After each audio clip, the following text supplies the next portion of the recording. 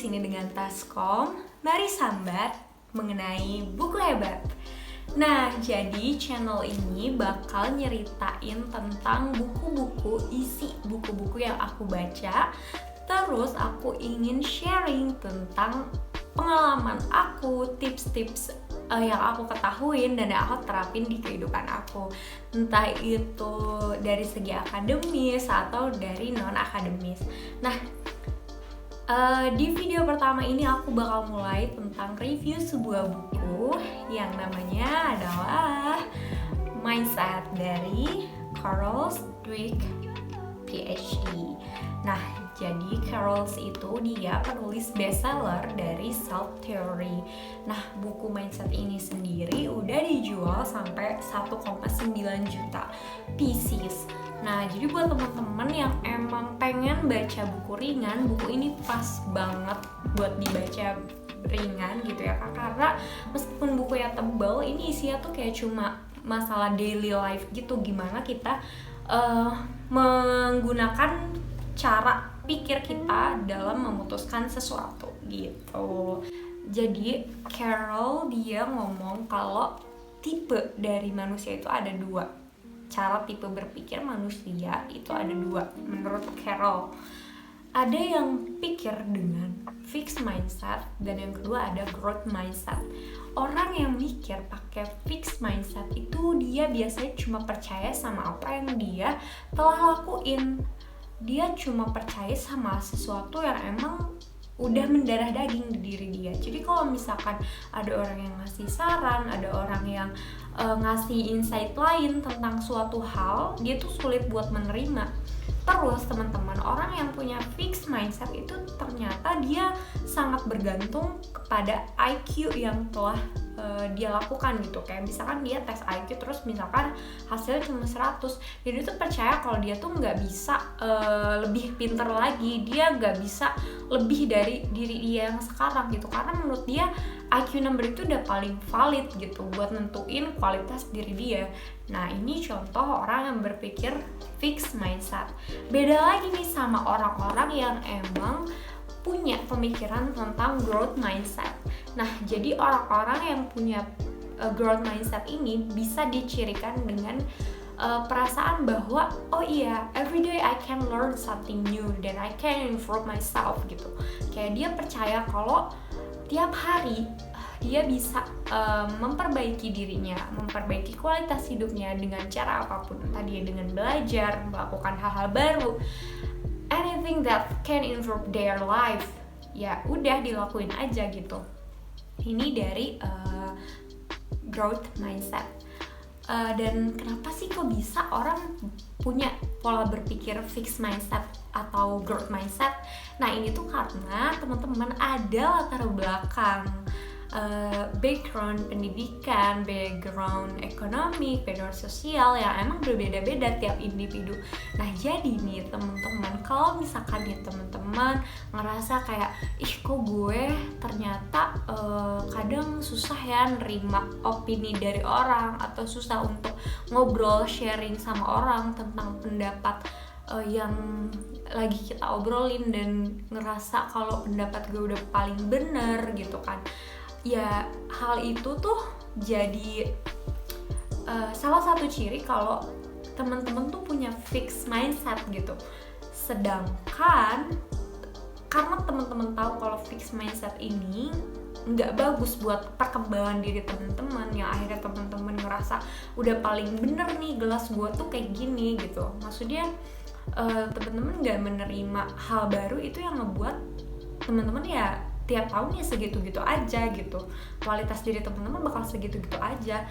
Karena kesadaran itu teman-teman bisa kok merubah mindset teman-teman yang selama ini ada di zona fixed mindset gitu. Mungkin dulu karena emang latar belakang keluarga, bisa jadi misalnya keluarga teman-teman nggak terlalu mengarahkan teman-teman untuk punya pola pikir yang growth mindset gitu. Bisa jadi karena emang ada keluarga-keluarga yang penuh dengan doktrin gitu ya di hidupnya, entah itu kayak stereotype society atau agama. Mungkin sebenarnya agama juga ada batas-batas yang emang ada fixed mindset, ada growth mindsetnya juga sih sebenarnya kalau yang aku amatin sebagai seorang yang beragama juga gitu. Nah, karena teman-teman ngerasa teman-teman ada di zona fixed mindset ini, gimana sih caranya ngerubah diri teman-teman untuk ada di zona growth mindset biar kehidupan teman-teman itu semakin berkembang lagi ke depan. Tapi di sini aku bakal headline dulu kenapa sih orang tuh harus berpikir growth mindset gitu. Karena apa? Karena teman-teman, hidup itu benar-benar dinamis ya. Kita tuh harus mengikuti perkembangan zaman, kita tuh harus menyesuaikan dengan apa yang terjadi dengan lingkungan kita. Kita tuh diberkahi pola pikir sama Tuhan, sama Allah Subhanahu wa Ta'ala, bahwa sebagai manusia yang membedakan kita dengan hewan itu ya pola pikir kita. Dan kenapa teman-teman tidak mengoptimalkan itu untuk merubah kondisi-kondisi yang ada saat ini gitu, terutama untuk kondisi pribadi mengenai cara berpikir. Karena menurut aku, orang yang bukan menurut aku sih sebenarnya, menurut buku ini, orang yang punya pola pikir growth mindset itu punya berbagai respon yang memang mendukung perkembangan dirinya atau perkembangan individu lain gitu. Misal ya, ada di sini dicontohin ketika seseorang itu melakukan sebuah kegagalan, dia tuh tidak meyakini bahwa dirinya itu tidak mampu, tapi dia meyakini bahwa suatu saat I can be at that place gitu, I can be a winner.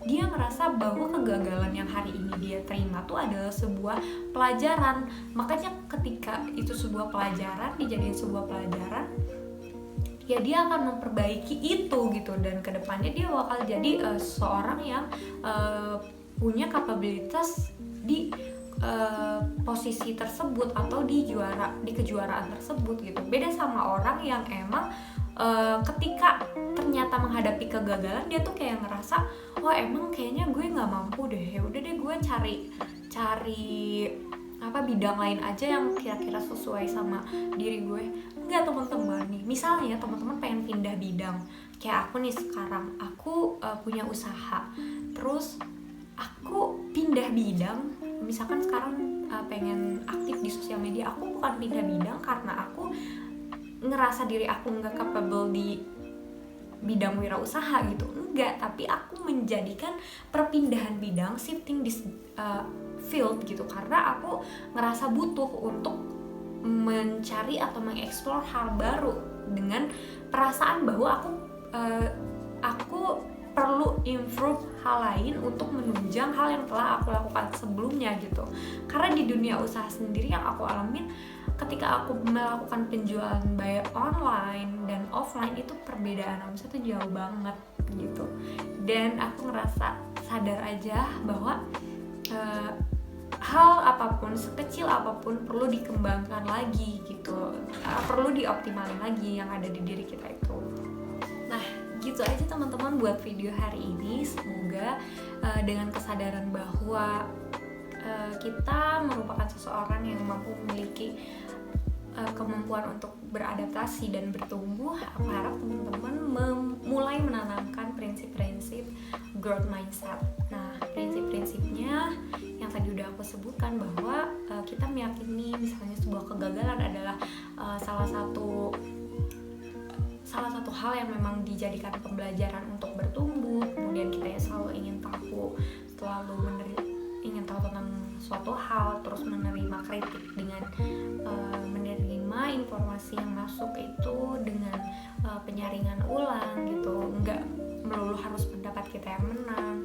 Dan menyadari hal-hal kecil itu, teman-teman bisa banget untuk baca juga buku yang udah aku baca, biar lebih detailnya lagi, biar lebih kerasa peresapan materinya gitu ya, apa yang bisa diterapin ke kehidupan teman-teman. Semoga bermanfaat. See you in the next video.